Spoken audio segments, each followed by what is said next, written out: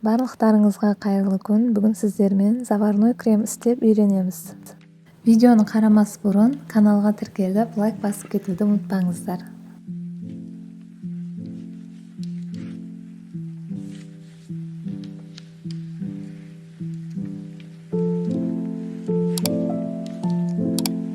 Ең алдымен ыдысымызға сүтті құйып аламыз және оны жай отта қызығанша ұстап тұрамыз.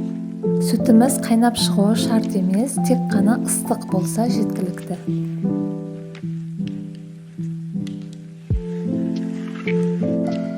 Сүтіміз ысығанша қалған ингредиенттерді дайындап аламыз.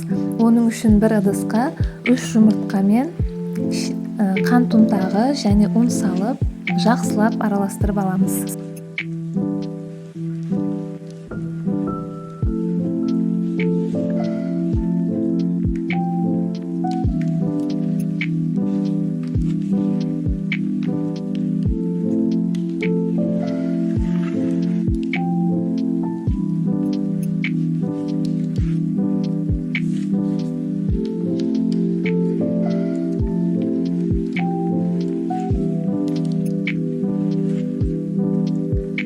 Сүтіміз дайын, енді оған жұмыртқалы массамызды салып, жақсылап араластырамыз.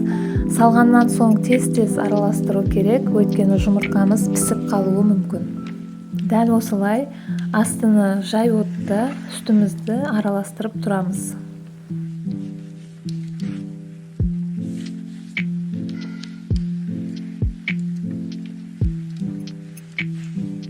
Креміміз қоюлана бастады.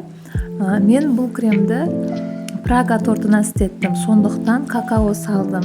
Егер де сіз кремді медовик немесе Наполеон үшін істетсеңіз, бұл этапты өткізіп жіберсеңіз болады.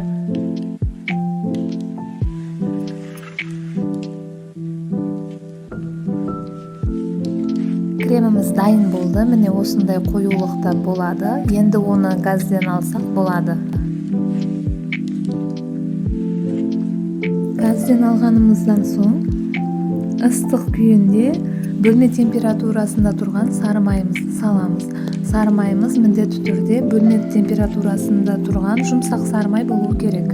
Венчиктің көмегімен араластырып, сары майымызды да ерітіп аламыз.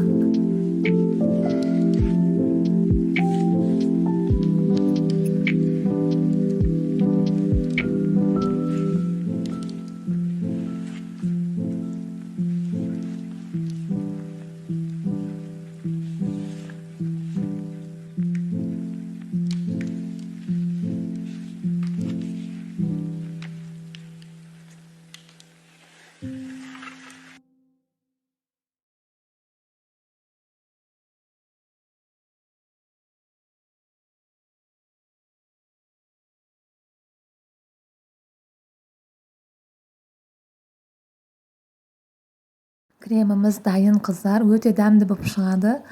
Енді бұны толықтай суытып аламыз, содан соң холодильникке қоямыз. Холодильникте 3-4 сағат тұрғаннан соң креміміз өте қою болады. Оны кез келген тортқа істетсек болады.